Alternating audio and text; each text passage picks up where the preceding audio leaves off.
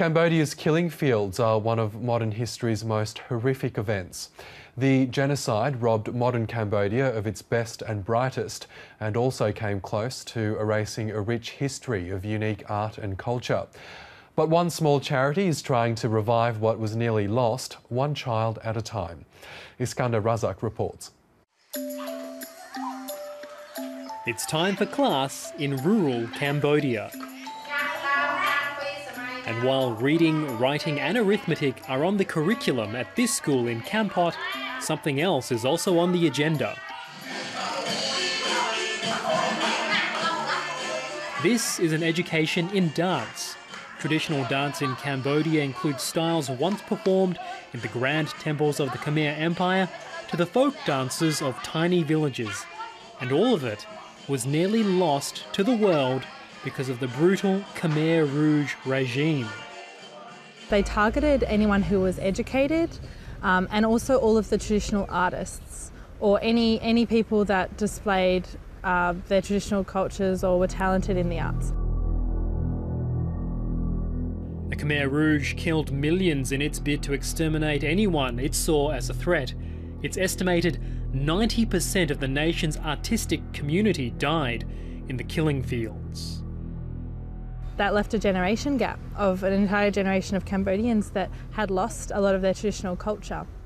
And Cambodia has a very rich history of beautiful arts, and you can see that in the temples and dance and all this beautiful culture that was almost lost. So what we're trying to do is regenerate that. The Mayibuye program is run primarily by volunteers and donations. The charity operates in India, South Africa, Brazil, Egypt, and here in Cambodia, where it has hundreds of students.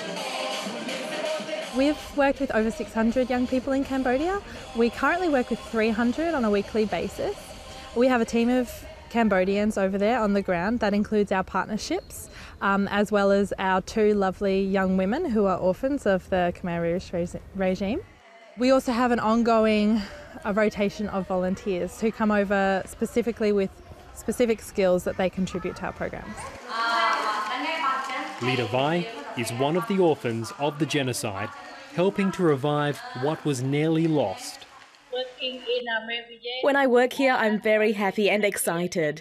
The small students are also very happy. But classes aren't restricted to traditional Cambodian dance. Hip-hop, Bollywood and Polynesian dance have also been taught, as well as other art forms like drawing and origami, to give the children an understanding of the wider world to the delight of all involved. My students are sometimes 10 years old. In state schools, sometimes 13 to 18 years old. But all the students are happy. When art class is on, they run in. It's important because this is culture. It makes more culture.